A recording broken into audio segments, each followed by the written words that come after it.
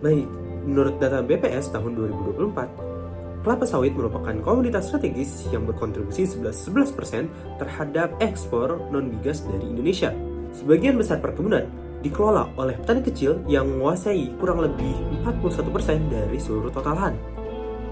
Sehingga perubahan harga sangat mempengaruhi kesejahteraan mereka.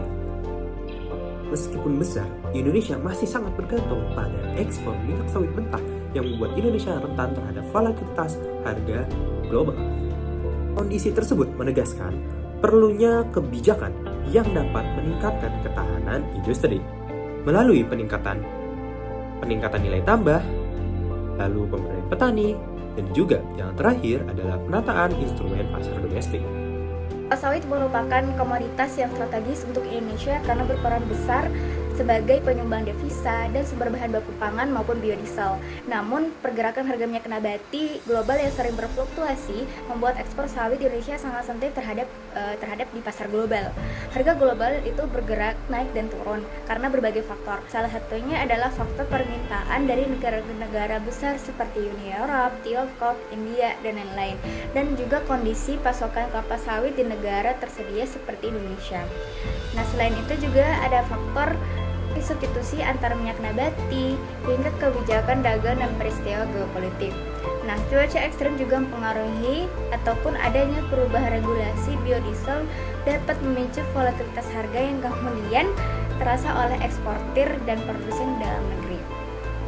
Fluktuasi harga global juga mempengaruhi ekspor Indonesia melalui beberapa jalur.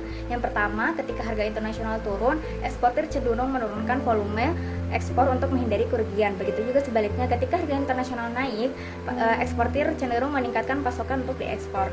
Nah, ini juga menunjukkan ada pola yang mengikuti dinamika turun harga dunia di permintaan regional.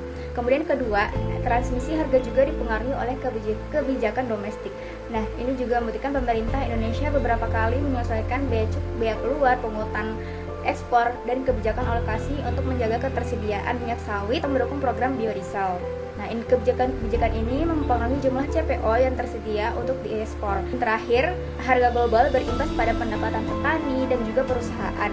Pendapatan petani menurun sehingga kemampuan mereka untuk merawat kebun atau berinvestasi ikut tertekan. Dan itu terjadi ketika harga CPO rendah. Begitu juga sebaliknya ketika harga CPO tinggi, margin perusahaan maupun petani juga ikut meningkat, namun bisa memicu ekspansi yang tidak selalu berkelanjutan.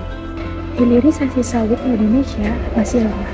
Pada tahun 2023, lebih dari separuh ekspor kita masih berupa CPO mentah, membuat sektor sawit masih bergantung pada harga global yang fluktuatif. Padahal, peningkatan produk hilir bisa menambah nilai industri dan membuka lebih banyak lapangan kerja. Sayangnya, keterbatasan infrastruktur, teknologi, dan insentif membuat manfaat hilirisasi belum dirasakan oleh petani, yang tetap terpukul oleh harga CPO yang turun. Kebijakan DMO dan DPO pada sejak 2022 memang menurunkan harga minyak goreng, tapi ini menekan harga CPO dan membuat harga TBS petani ikut turun hingga 20%. Maka skema yang dinilai kaku dan kurang responsif terhadap perubahan harga dunia. Karena itu sangat dibutuhkan kebijakan yang lebih fleksibel dengan kuota yang dinamis, harga acuan yang mengikuti pasar, dan intervensi yang tepat sasaran agar hilirisasi itu dapat berjalan, industri kuat, dan petani tidak terus dirugikan. Industri kelapa sawit di Indonesia memegang peran penting dalam perekonomian nasional. Namun hingga saat sektor ini masih sangat bergantung pada fluktuasi harga global. Ketika harga dunia turun, ekspor ikut terganggu dan petani menjadi pihak yang boleh merasakan dampaknya melalui penurunan harga TBS. Masalah ini semakin berat karena banyak petani kecil belum memiliki akses memadai terhadap modal, teknologi, sertifikasi, dan informasi harga. Di sisi lain, Indonesia masih fokus mengekspor CPO mentah, sehingga nilai tambah yang tercipta belum optimal. Untuk keluar dari kondisi yang rentan ini, dibutuhkan perubahan menyeluruh, mulai dari memperkuat hilirisasi, meningkatkan kapasitas petani, hingga membenahi sistem penetapan dan transparansi hingga domestik. Untuk memperkuat ketahanan dan daya saing industri sawit Indonesia, ada 4 langkah kebijakan utama yang perlu dilakukan. Yang pertama, mempercepat hilirisasi. Pemerintah perlu mendorong lebih banyak industri pengolahan di dalam negeri memberi insentif pada produk turunan bernilai tinggi, dan menargetkan pengurangan ekspor CPO mentah hingga 10-20%. Dengan hilirisasi yang kuat, nilai tambah industri tetap tumbuh meskipun harga global bergejolak. Yang kedua, memperkuat petani kecil. Pemerintah dapat memberikan dukungan sertifikasi ISPO atau RSPO, membantu permodalan, memperkuat koperasi, serta memberi pendampingan budidaya dan pasca panen. Bila produktivitas naik dan akses pasar lebih terbuka, pendapatan petani menjadi lebih stabil. Yang ketiga, memperbaiki skema DMO dan DPO. Kebijakan ini perlu dibuat lebih fleksibel dengan harga acuan yang mengikuti dinamika pasar global dan kuota yang disesuaikan kondisi domestik. Tujuannya, stabilitas minyak goreng tetap terjaga tanpa menekan harga TBS petani.